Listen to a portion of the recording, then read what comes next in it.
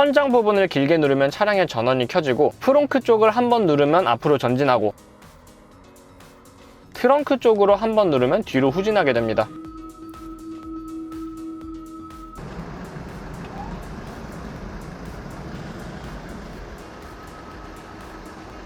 안녕하세요, 신하스입니다. 테슬라 키팝은 한국에서는 정식 출시가 되어 있지 않습니다. 그런데 법률적으로 문제가 있는 것도 아니고 해외에서 구매를 하면 국내에서도 정상적으로 기능들을 사용할 수 있어요. 그래서 이번에 일본 사는 친구에게 부탁해서 배송을 친구 집으로 보냈었고, 이번에 도쿄 다녀오면서 받아왔습니다. 테슬라 키팝 언박싱, 사용법, 그리고 조금 사용해본 다음에 후기까지 말씀을 드려보도록 하겠습니다. 테슬라 재팬에서 구매를 했기 때문에 국내에서 유통되는 직구 키팝보다는 저렴하게 구매를 했어요. 지금 네이버에서 테슬라 키팝 검색하면 병행 수입으로 판매하는 제품들이 많이 뜨는데, 배송비나 관세까지 생각을 하면 일본 직구가 가장 저렴해요. 엔저 시대이기 때문에 이 부분에 있어서는 확실히 메리트가 있습니다. 다만 주의해야 될 점이, 테슬라 재팬 같은 경우에는 특정 한국 카드를 뱉어내거나 배송 대행지 주소를 입력하면 주문이 거부당하는 경우도 있다고 하니까 조금 안 유명한 배송 대행지를 쓰시거나 갖고 계신 카드를 총동원해야 되는 상황이 발생할 수도 있어요. 저는 일본 현지에서 쓰는 라인페이와 일본 발급카드가 있기도 하고 배송 대행지를 쓰지 않아도 되는 상황이라서 다행이었던 것 같습니다. 직접 일본 직구를 추천드리지만 배송 대행지니 관부가세니 이런 거 복잡하다 하시는 분들은 제가 더 보기란에 쿠팡 구매 링크 첨부해드리도록 할게요. 자, 언박싱 진행해보도록 하겠습니다. 일단 지금 이거는 키팝 2세대입니다. 테슬라 같은 경우는 모델 3랑 모델 Y가 모두 같은 키팝을 사용하고 있기 때문에 상자에는 3이라고 쓰여져 있지만 모델 3와 Y 모두 사용이 가능합니다. 모델 Y 차주분들 입장에서는 조금 서운할 것 같네요. 뒷부분엔 각종 정보들을 확인할 수 있고, 신기하게 국내 출시가 되지 않았음에도 불구하고 한국 안전기준인 KC 마크를 획득했네요. 테슬라가 늘 그렇듯 한국도 늦지만 언젠가는 출시를 해줄 수도 있지 않을까, 그런 생각이 듭니다. 상자는 기본적으로 이렇게 생겼고, 옆면에는 종이실이 붙어 있어요. 약간 전체적으로 시계 패키징 같은 느낌도 드네요. 오픈을 하면 이런 느낌입니다.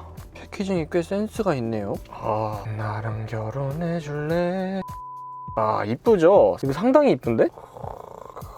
많은 테슬라 차주분들이 살까 말까 고민만 하다가 실제로 키팝을 보면 바로 구매 버튼에 손이 올라간다는 그런 테슬라만의 리모트 키입니다. 되게 가벼워. 키팝 2세대는 실제 테슬라 모델 3의 다이캐스트 같은 느낌이네요. 머스크 형이 이런 다이캐스트 느낌을 되게 좋아하는 것 같아요. 재질은 반딱반딱한 하이글로시 유광 블랙이고 상당히 고급스럽고 영롱합니다. 대신 이게 플라스틱 유광이기 때문에 스크래치 때문에 막 들고 다녀도 괜찮을지 걱정이 되기도 하네요. 그래서 다른 분들은 항상 키팝과 케이스를 같이 주문하게 된다고 하는 것 같아요. 저는 근데 순정 상태의 느낌을 선호하는 편이기도 하고, 이걸 별도로 중고 판매할 것 같지도 않아서 케이스는 안 끼고 다닐 것 같습니다. 그리고 정말 가벼워요. 제 이전 차였던 미니 쿠퍼 키에 비해서도 훨씬 가볍네요. 배터리 넣어볼게요. 이 부분에 손톱을 넣으면 된다고 하는데 쉽지 않다고 하더라고요. 아니, 나 손톱이 짧아가지고 이거 부러지는 거 아닌가 싶을 정도로 그냥 이 속 안에 손톱 넣고 당기면 되네요. 케이스 속 안에 잠깐만, 예전 제품들은 여기 배터리가 들어있다고 알고 있는데 요즘에는 이게 빠지는구나. 이럴 수가. 배터리가 없어. 다녀와야지. 잠깐만 촬영 끊도록 하겠습니다. 여기 옆에 편의점 있나? 뭐 어쩌겠어, 다녀와야지. A few moments later. 더워. 다녀와서 이렇게 CR2032 배터리를 챙겨왔습니다. 사실 이것도 편의점에서 사왔는데 이중 어린이 보호 기능 때문에 개봉할 수 없도록 이중 포장 방식으로 설계되어서 가위로만 개봉할 수 있습니다 라고 하는데 손으로 뜯었습니다. 내가 가위가 없거든. 가위가 없었어요. 아무튼 넣어보도록 하겠습니다. 약간 지금 뿔났어. 글씨가 바깥으로 오게끔 넣어주면 된대요. 키팝에 배터리까지 넣었고, 키팝을 차량에 추가하는 것은 간단합니다. 잠금 장치 쪽에서 핸드폰 키 추가, 리모트 키 또는 키카드 추가, 컵홀더 뒤에 올려두면 기존 키카드를 터치하여 연결을 승인합니다. 기존 키카드는 기존 키카드 이렇게 쓸어주면은 키가 추가됐습니다.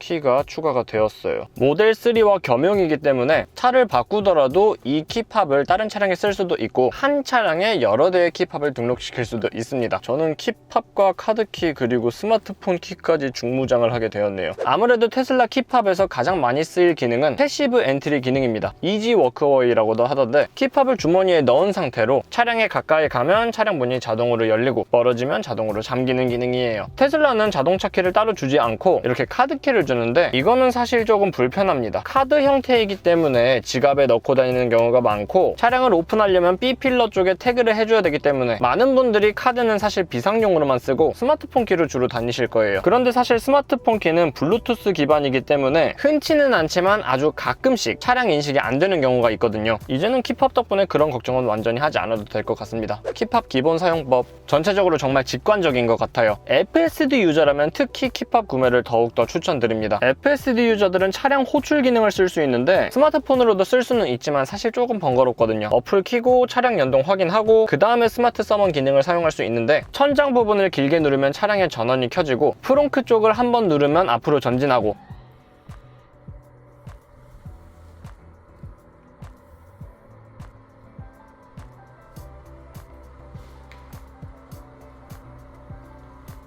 트렁크 쪽으로 한번 누르면 뒤로 후진하게 됩니다.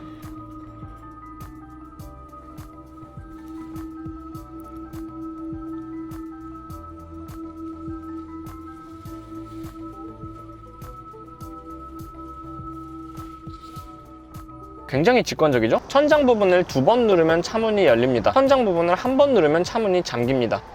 프렁크 부분 2번 누르면 프렁크가 열립니다. 트렁크 부분 2번 누르면 트렁크가 열립니다.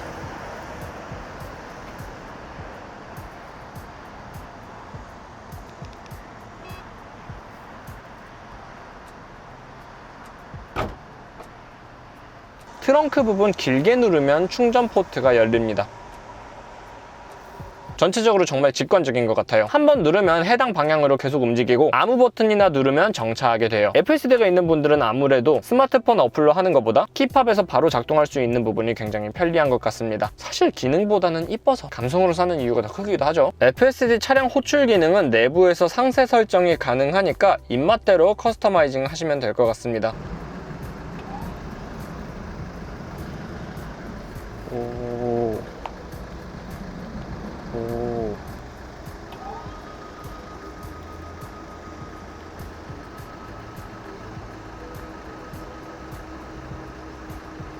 키팝을 실제로 사용한 지도 꽤 되었습니다. 후기를 말씀드릴게요. 자동차 키를 들고 다닌다는 게 이런 느낌이었군요. 오랜만에 옛날 기억이 떠올랐습니다. 실제로 키팝을 사용하고 나니 없었을 때는 몰랐지만 키팝이 압도적으로 편리합니다. 카드키는 매번 태그해줘야 돼서 불편했고 별다른 기능이 없어서 오류가 있지 않는 한 쓸 일이 거의 없었고 100% 스마트폰 키로만 다녔는데 아주 약간의 블루투스 연결 딜레이 때문에 기다려야 되는 시간도 키팝은 없었습니다. 아이러니하긴 한데 차키를 들고 다니지 않아도 되는 것이 테슬라의 장점인데 오히려 키팝을 적지 않은 돈으로 구매를 해서 오히려 키팝을 들고 다녀야 하는 번거로움에도 불구하고 항상 들고 다니게 되네요. 확실히 FSD가 있으니까 더 편하기도 하고 감성을 더 챙겨줄 수 있는 것 같아요. 자, 이렇게 해서 테슬라 차주분들은 무조건 고민을 하게 된다는 키팝, FSD 유저들은 무조건 추천을 드리는 키팝 언박싱과 후기까지 말씀을 드려봤습니다. 영상이 도움이 되셨다면 좋아요와 구독, 알람 설정 부탁드립니다. 여러분들의 좋아요, 구독이 제 다음 컨텐츠 제작에 큰 힘이 됩니다. 시청해주셔서 감사합니다. 지금까지 시나스와 테슬라 키팝 2세대였습니다.